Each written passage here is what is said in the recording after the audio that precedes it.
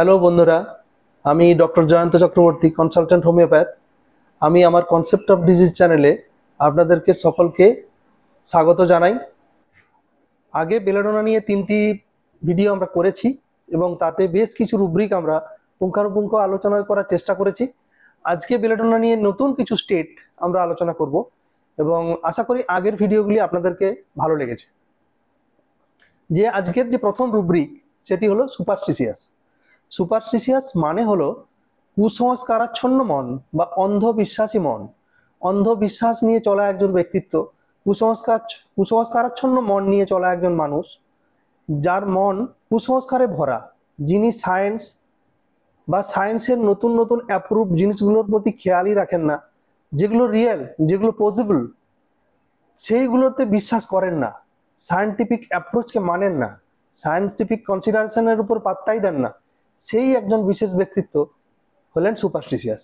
সেই সুপারস্টিশিয়াস ব্যক্তিত্ব যিনি চলতে ভালোবাসেন সাধারণত সুপারস্টিশিয়াস কাস্টমের উপর ভর করে, অর্থাৎ কুসংস্কারাচ্ছন্ন যে সমস্ত পথ রয়েছে সেই পথেই তিনি চলতে বেশি ভালোবাসেন এবং আগ্রহ তার থাকে। এই যে জিনিসটা, এটা হলো superstitious minded people.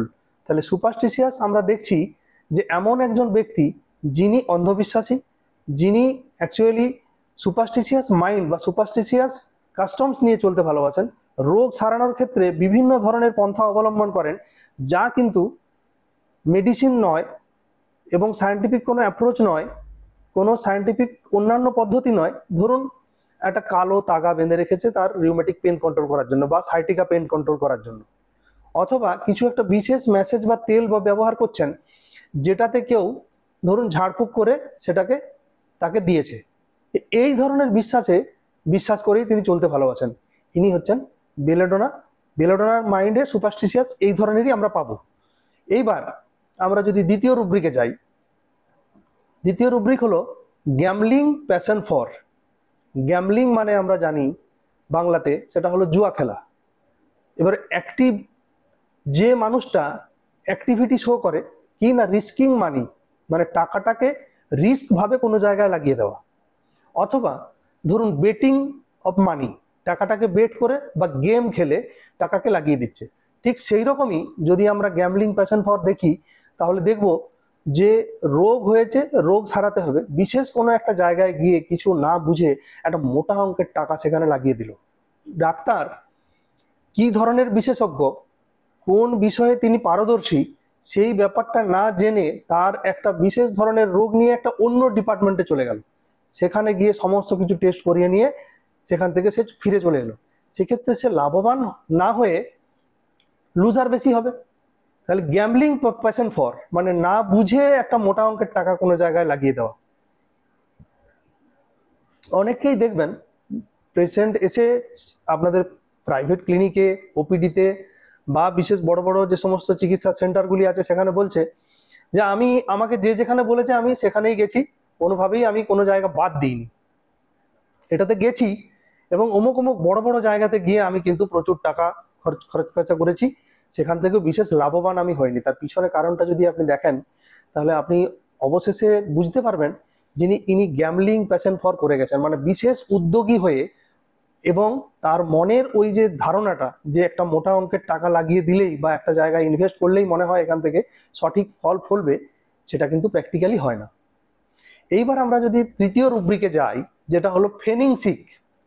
ফেনিং sick actually মানে হলো ফলস অ্যাপিয়ারেন্স অফ সিকনেস, মানে তার যে নিজের রোগ, সেই নিজের রোগের উপরে একটা আমি অন্য ধরনের অ্যাপিয়ারেন্স নিয়ে পাবলিকের সামনে এলাম, ডাক্তারবাবুর সামনে এলাম, লোকের কাছে শো করলাম, সেটা মানে প্রিটেন্ডিং টু বি সিক, আমি এমন ভাবে বাড়িয়ে শো করছি আমার রোগটাকে। It is also possible that he is really sick, সে যথার্থই কিন্তু রোগী, but he wants to make it appear in an exaggerated way, মানে সেটাকে অনেক বাড়িয়ে সেই রোগটাকে প্রদর্শন করছে।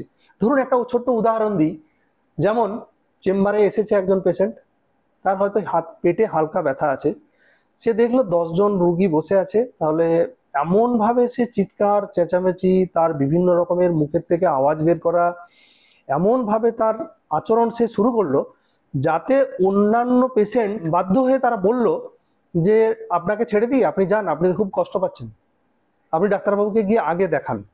এইটা হলো ফেনিং সিক, মানে একটা ফলস অ্যাপিয়ারেন্স অফ সিকনেস, তার রোগের একটা ফলস অ্যাপিয়ারেন্স সে পেশেন্টের সামনে দিল। এটা আমরা বিভিন্ন মেডিসিনে পাই, আমরা বেলেডোনাতেও পাই। এটা আমরা বেলেডোনাতে যথার্থভাবেই এটা লাগাতে পারবো। এইবার escape attempt to, escapes attempt to, escapes attempt to মানে হলো একটা জায়গা থেকে চলে যাওয়া, ছেড়ে চলে যাওয়া। Patient one to escape one position, one bed. ধরুন একটা জায়গায় পেশেন্ট আছে, তার টেস্ট হলো, টেস্ট হওয়ার পরে সার্জন সমস্ত রিপোর্ট দেখলো, দেখার পরে বলছে আপনার তো অপারেশন করতে হবে, আপনার তো ইনগুইনাল হার্নিয়া আছে, অথবা ধরুন কিডনিতে স্টোন আছে, রেনাল ক্যালকুরি আছে, অথবা গলব্লাডারে স্টোন আছে, অথবা আরো অন্যান্য কিছু সার্জিক্যাল কিছু ব্যাপার আছে। যখন পেশেন্ট বুঝতে পারলো যে এই জায়গাটাতে আমার সার্জারি ছাড়া কোনো কিছু হবে না, তখন সে হঠাৎ করে ভীত হয়ে ভয় পেয়ে যে সে সেইখান থেকে সে অন্য জায়গায় চলে গেল। তাহলে এসকেপস অ্যাটেম্প টু, এক জায়গায় গিয়ে অন্য জায়গায়, যেইখানে তিনি বুঝতে পারেন যে এই জায়গায় হয়তো সার্জারি করতে হবে না, বা আমার বেশ পরিচিত কেউ জানে আমাকে, আমার এই ধরনের থ্রেডনিং এর কোনো ব্যাপার নেই, সেই জায়গাতে উনি চলে যেতে চান, যে বেডটা তার কাছে অনেক কমফোর্টেবল মনে হয় আর কি। এবার আমরা আরেকটা রুব্রিকে যাই, ফিয়ার অ্যাপোপ্লেক্সি অফ। তাহলে অ্যাপোপ্লেক্সি মানে সন্ন্যাস রোগ, আমরা এটা জানতাম। তো মানে হলো ধরুন extravasation of blood from the blood vessels resulting from the cerebral haemorrhage, any internal haemorrhage of the body. Basically আমরা কিন্তু এখন সেরিব্রাল হেমারেজকেই বুঝি, অর্থাৎ স্ট্রোক। তাহলে সেরিব্রাল হেমারেজ হলে, অ্যাপোপ্লেক্সি হলে মানুষের কি হয়? পেশেন্ট বিকাম আনকনসাস, মানে সে তার জ্ঞান বা সজ্ঞান সচেতনতা হারিয়ে ফেলে, আনকনসাস হয়ে পড়ে। তাহলে রোগের দ্বারা প্রভাবিত হয়ে একজন পেশেন্ট আনকনসাস হয়ে যাবে, তার স্বাভাবিক কাজকর্ম বন্ধ হয়ে যাবে, স্বভাবতই তিনি এই যে পৃথিবীতে উনি আছেন, ওনার সমস্ত কাজকর্ম চলন বলন সবকিছুই, চলা বলা যাই বলুন, সব বন্ধ হয়ে যাবে। তিনি পার্থিব জগতের কিছুই খবর রাখতে পারবেন না, বুঝতে পারবেন না। এই জন্যে ফিয়ার অ্যাপোপ্লেক্সি অফ। যেহেতু তিনি ফ্রিডম মোডে থাকতে ভালোবাসেন, খুব ল্যাক অফ সিরিয়াসনেস, কোনো জিনিসটাই সিরিয়াসলি নেন না, বেলেডোনার যা গতি প্রকৃতি, সেই জন্যে এই ধরনের আনকনসাস স্টেটকে বেলেডোনা সবসময় কিন্তু অ্যাভয়েড করবে, এবং এই মনে একটা ভীতি তার তৈরি হয়ে থাকে। এবার ফিয়ার ইমাজিনারি থিংস, কাল্পনিক জিনিসের প্রতি একটা ভয় বেলেডোনার তৈরি হয়। সেটা কিন্তু প্রথম অবস্থা থেকেই হয়, কিন্তু অনেক সময় দেখবেন চেপে থাকে। Belladonna hide wants to be hide করতে চায়, লুকিয়ে রাখতে চায়। তারপর যখন তার কিছুক্ষণ পরেই যখন সে সিরিয়াস হয়ে যায়, তখন তার শাইনেসটা কেটে যায়, অর্থাৎ তার এই যে একটা ধারণা, সাইটা একটু চুপচাপ থাকা, প্রথমে একটু লজ্জা ভাব, এটা যখন কেটে যায়, তখন সে কিন্তু একটু সিরিয়াস হয়, এবং তার ওই গোপন ব্যাপারগুলো, যেটাকে সে গোপন করেছিল, যে তথ্যটাকে গোপন করেছিল, সেটা কিন্তু চট করেই বলে ফেলে, পরক্ষণে সে বলে দেয় আর কি। তেমনি ফিয়ার ইমাজিনারি থিংস, মানে কাল্পনিক কতগুলো জিনিসের প্রতি বেলেডোনার ভীতি আছে। ইমাজিনারি থিংস রোগের ক্ষেত্রে, কোন কোন রোগের ক্ষেত্রে কিছু আরো অন্যান্য উপসর্গ এসে যাবে, এটার থেকে ওটা হয়ে যাবে, আরো এখান থেকে নতুন কিছু কষ্ট আসবে কিনা, এই ধরনের ইমাজিনারি থিংস, কাল্পনিক জিনিসের প্রতি একটা ভয় বেলেডোনার মনে দেখা দেয়।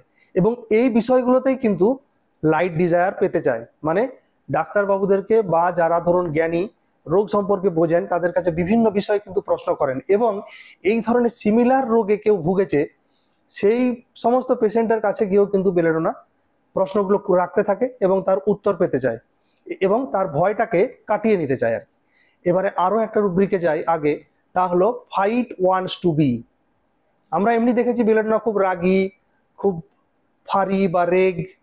ধরুন এই যে রেগ বা রাগ, তার অ্যাঙ্গার, সেই অ্যাঙ্গার স্টেটে তো প্রচুর পরিমাণে সে নিজের রাগ জাহির করতে চায়, এবং এই সমস্ত জায়গায় ডিউরিং ডিজিজ স্টেটে, সিকনেস স্টেটে সে কিন্তু ফাইট ওয়ান্টস টু বি, মানে ফাইট ব্যাক করতে চায়। ফাইট ব্যাক করতে চায় মানে হলো, প্রথম জীবনের তার যে দর্শনটা, জীবন দর্শনটা, সেটা হলো ল্যাক অফ সিরিয়াসনেস।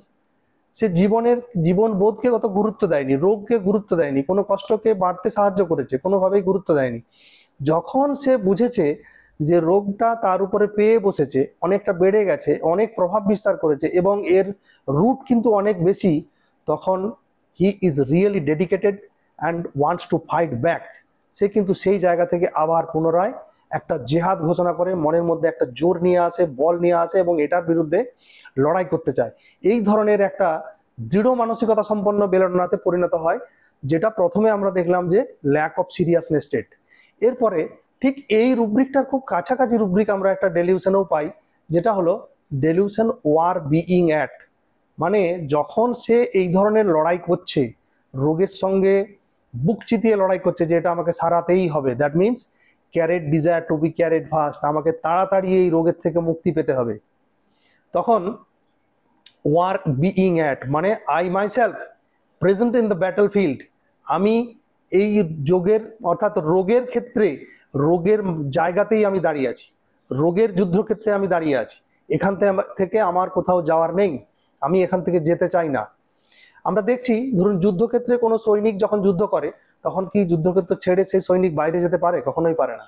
তার মানে এই যে ব্যাটল ফিল্ডটা, এই যে ফাইট ব্যাকটা, বেলেডোনা সে ভাবে যে আমাকেই করতে হবে এটা, আমি কারো সাহায্য নিয়ে নয়, কোনোভাবে প্রভাবিত হয়ে নয়, আমি এটা নিজে নিজেই এখান থেকে বেরিয়ে আসবো এবং তাড়াতাড়ি আমি সুস্থ হয়ে উঠবো। এই যে মনের জোরটা, অদম্য জোরটা তার মনের মধ্যে আছে, I am in the battlefield, that means delusion war being at.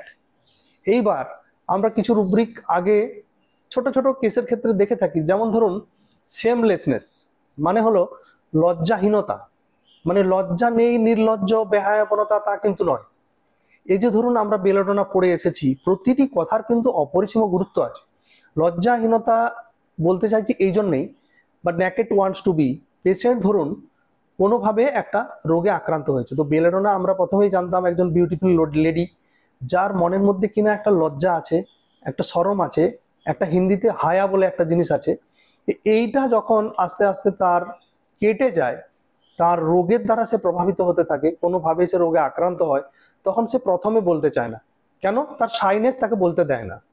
যখন তার শাইনেসটা কেটে যায়, আস্তে আস্তে শাইনেস কমে যায়, তখন সে তার ওই ছোট্ট ছোট্ট হিডেন যে জিনিসগুলো, গোপন করা তথ্যগুলো সে কিন্তু পরিষ্কারভাবে বলতে চেষ্টা করে, যে আমি বিয়ের আগে এই জিনিসে ভুগতাম, তখন আমার এই হয়েছিল, এখন বর্তমানে আমার এই হয়েছে। এই যে তার শাইনেসটা কেটে যায় এবং রিয়েল যে হিডেন নেচারটা সেটা কিন্তু পরিষ্কার ভাবে বেরিয়ে আসে। এটা বেলেডোনার একটা নেচার। তেমনি কিছু পরবর্তী ক্ষেত্রে যখন রোগের ধরুন বড় বড় কিছু কষ্ট আসে, তখন বেলেডোনা যখন প্রথমে সিরিয়াসনেস তার থাকে না, রোগটা যখন বড় আকারে দেখা দেয়, তখন ডাক্তারবাবুদেরকে সেই ধরনের কথাগুলো বলতে থাকে যে ডাক্তারবাবু আপনি কি একটু ইনভেস্টিগেট করে দেখবেন ব্যাপারটা, যদি ডাক্তারবাবু আপনি ইনভেস্টিগেট করে দেখতেন তাহলে কিন্তু খুব ভালো হতো, আমি তাহলে বুঝতে পারতাম ব্যাপারটা এবং কতটা সিরিয়াসনেস আপনিও জানতে পারতেন। এই যে ব্যাপারটা, এইখানে দেখুন দুটো দিক দিয়েই পেশেন্ট কিন্তু লাইট চাইছে, লাইট ডিজায়ার, মানে রোগটা সম্পর্কে তার যে গভীরতা সেটা পরিমাপ করতে চাইছে, ডাক্তারবাবুকে দেখিয়ে অ্যাসিওরেন্সও পেতে চাইছে যে এটা কতটা গভীর বা কি হয়েছে, পরিষ্কারভাবে ডাক্তারবাবু দেখুন, তবেই কিন্তু রিয়েলি সঠিক মেডিসিন দেওয়া সম্ভব হবে। এই যে জিনিসটা, এটা কিন্তু পেশেন্ট করতে চায়, পেশেন্ট খুবই হেল্পফুল হয়ে ওঠে।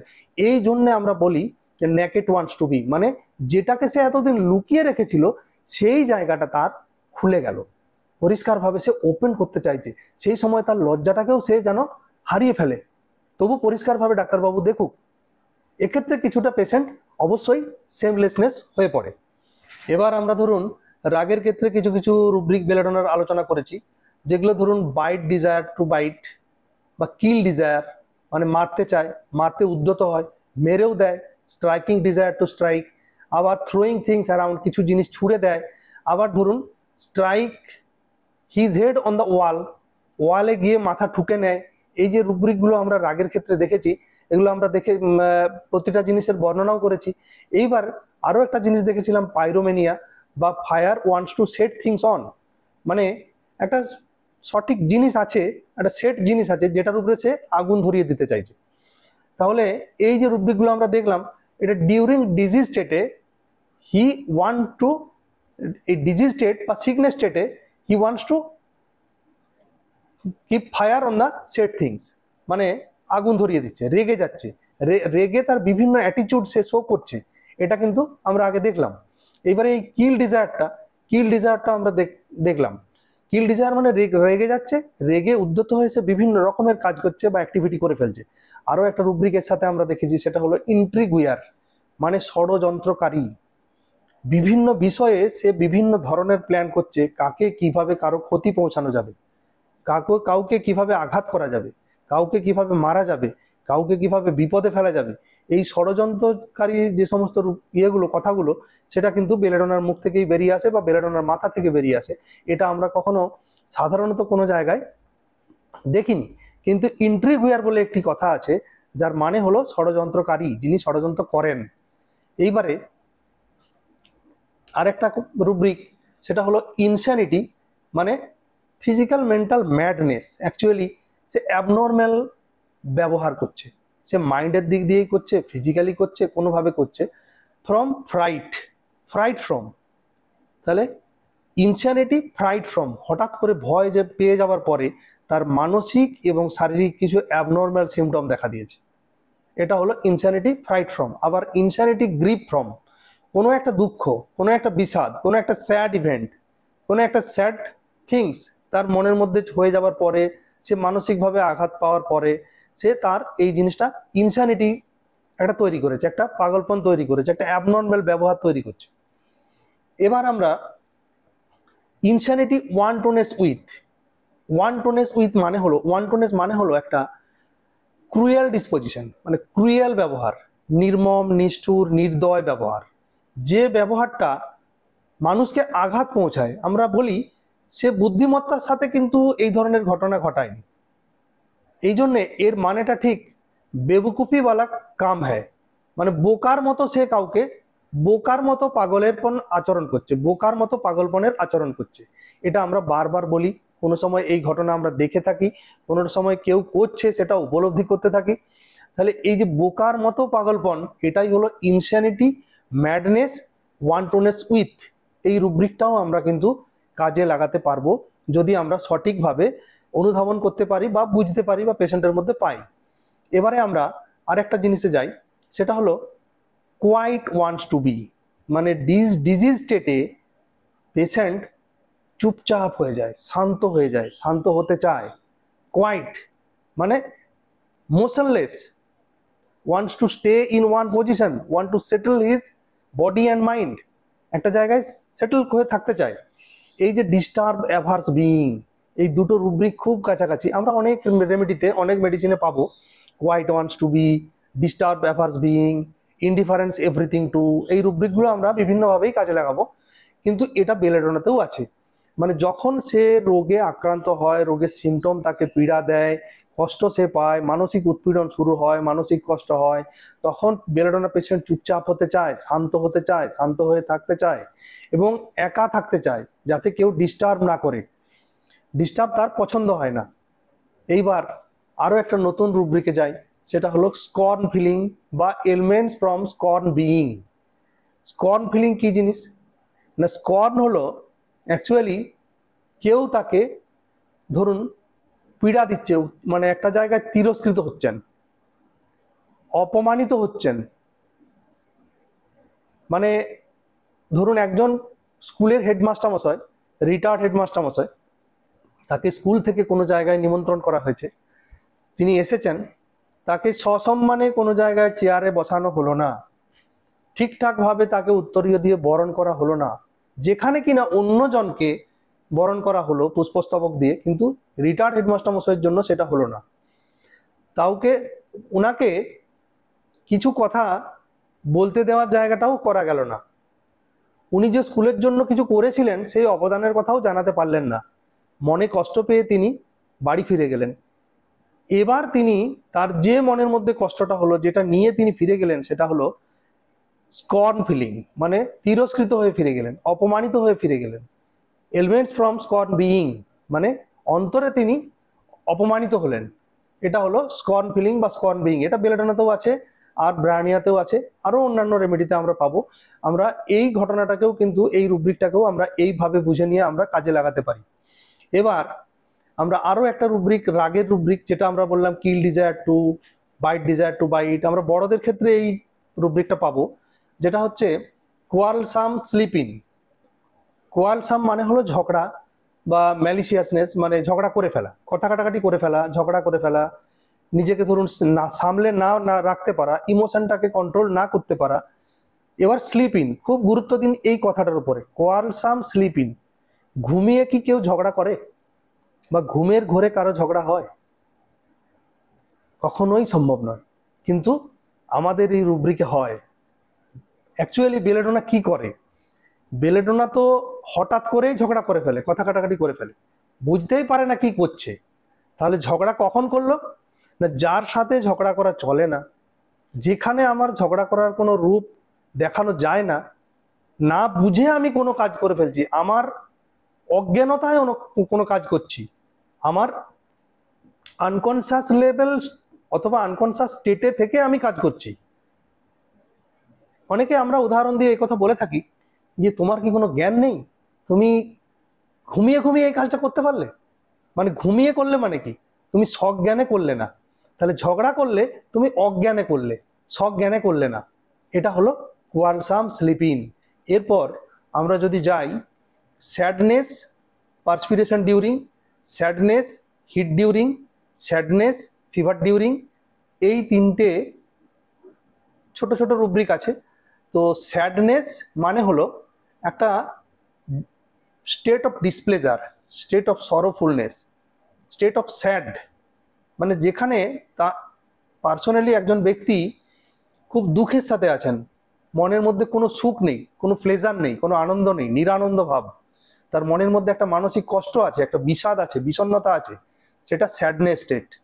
সেই স্টেটে আমরা দেখছি কি স্যাডনেসটা পার্সপিরেশন ডিউরিং। তাহলে পার্সপিরেশন কিসের ইঙ্গিত করে, বা পার্সপিরেশন বলতে কি বোঝায়?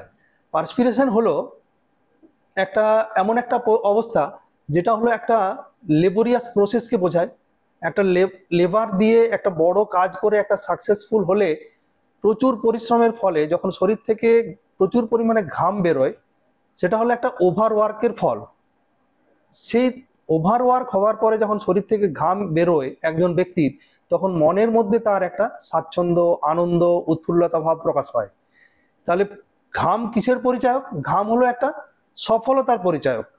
যে কাজটা সফল হয়েছে, প্রচন্ড পরিশ্রম করে, সে দিনরাত কাজটা কষ্ট করে করে সে সফলতা পেয়েছে। তাহলে এই ক্ষেত্রে সফলতা হলে একজন ব্যক্তির মনের মধ্যে হাসি, আনন্দ, জয় এগুলো ফুটে ওঠা কথা। কিন্তু আমরা দেখছি কি না, স্যাডনেস পার্সপিরেশন ডিউরিং, যখন কিনা ঘাম হচ্ছে, অতিরিক্ত ঘাম হচ্ছে, শরীর থেকে কিছু একটা বেরিয়ে যাচ্ছে, একটা এক্সারশন প্রসেসের পর, এক্সস্টিভ প্রসেসের পর, তার অনেক কষ্টের ফলে যখন একটা ঘাম হলো, একটা সফলতা এলো, তখন কিন্তু সেই ব্যক্তির মনে নিরানন্দ ভাব, নিরানন্দ, মন কিন্তু আনন্দে নেই। হিট ডিউরিং, যখন একটা হিট স্টেজ, যখন কিছু একটা আনন্দের অবস্থা বা শরীরের মধ্যে ধরুন কষ্ট আছে, টেম্পারেচার বেশি আছে, অন্য কষ্ট আছে, তখনও কিন্তু নিরানন্দ ভাব। আবার যখন ফিভার আছে, জ্বর আছে, তখনও কিন্তু নিরানন্দ ভাব, বিষণ্ণ ভাব মনের মধ্যে। এইবার ওই জায়গাটাই সিমিলার আরেকটা রুব্রিক দিয়ে কভার করা যায়, যেমন হলো ইনডিফারেন্স পার্সপিরেশন ডিউরিং।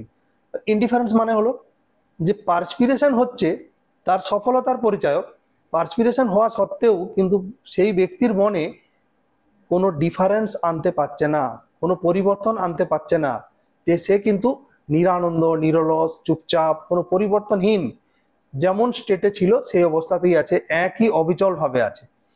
তাহলে বন্ধুরা, আমরা যে সমস্ত রুব্রিকগুলি আজকে আলোচনা করলাম, সেগুলি হলো সুপারস্টিশিয়াস, সেগুলি হলো gambling, passion for, feigning sick, escape attempt to, fear apoplexy of, fear imaginary things, fight wants to be, delusion war being at, তারপর হলো insanity fright from, insanity grip from, kill desire to, shamelessness এবং naked wants to be, তারপর হলো sadness heat during, fever during বা perspiration during, quiet wants to be, disturb averse being, এবং সর্বশেষে বলি অ্যাডমোনিশন অ্যাগ্রাভেশনেও আমরা বেলেডোনাকে পাই।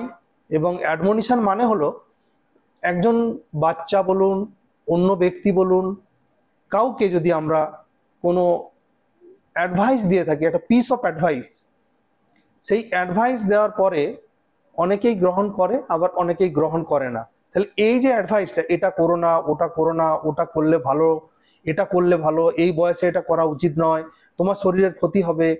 তো এটা মানে হলো এমন একটা জিনিস যেখানে আমরা একটা ফাইনাল থ্রেট দিয়ে থাকি, বা আমরা আর যাতে ফার্দার কোনো রকম ফল্ট না করে, ভুল না করে, সেই জায়গা থেকে সরে আসতে পারে, সেজন্য আমরা তাকে এক ধরনের মানা করে থাকি, বারণ করে থাকি। এই বারণ করাটা সে খুব স্বতঃস্ফূর্ত মনে নাও নিতে পারে, তখন তার মনের মধ্যে একটা অ্যাগ্রাভেটিভ স্টেট, অ্যাগ্রাভেশন অবস্থা আসে। তাহলে অ্যাডমোনিশন অ্যাগ্রাভেশন মানে আমরা উপদেশ দেওয়ার পরে পরিবর্তিত রূপে অ্যাডমোনিশন অ্যাগ্রাভেশন স্টেট দেখা দেয়। আমরা এটাকেও কিন্তু আমরা বেলেডোনাতে কাজে লাগাতে পারি এবং বেলেডোনার মধ্যে নিতে পারি।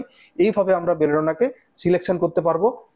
বন্ধুরা, আজ যেগুলি আলোচনা করলাম এবং পূর্বোক্ত আরো 1, 2, 3 নম্বর ভিডিওতে অ্যাডভান্সে আমি আলোচনা করেছি, এই সর্বসাকুল্যে এই যে রুব্রিকগুলো আমরা দেখলাম, এগুলো 1টি, 2টি, 3টি, 4টি, এগুলোকে আমরা একসাথে সংযুক্ত করে যখন কোনো পেশেন্টের মধ্যে পাবো এবং একটা স্টেট ফুটে উঠবে, এটাকে ধরে আমরা বেলেডোনাকে সিলেকশন করতে পারবো।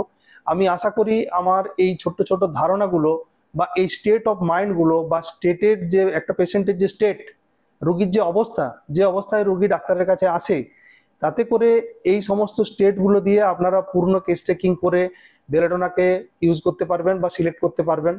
Belladonna as a remedy select হবে এবং পেশেন্টের খুব কাজে লাগবে, যেটা আমরা বর্তমানে করছি বা দেখছি এবং সেই ধরনের সফলতাও পাচ্ছি। আমি আশা করব আপনারাও সফলতা পান, কেননা আমাদের আসল উদ্দেশ্যই হলো হোমিওপ্যাথি সর্বাঙ্গীনভাবে সুন্দর হোক, সফল হোক এবং মানবিকতার সাথে আমরা যে সমস্ত কাজগুলো করছি তাতে যেন একটা জায়গাতে, মানে কি বলবো, একটা মানব সমুদ্রে যেন একটা হোমিওপ্যাথি ঝড় উঠে এবং হোমিওপ্যাথি খুব সুন্দরভাবে মানব জীবনে কাজে লাগে, এটাই আমাদের উদ্দেশ্য।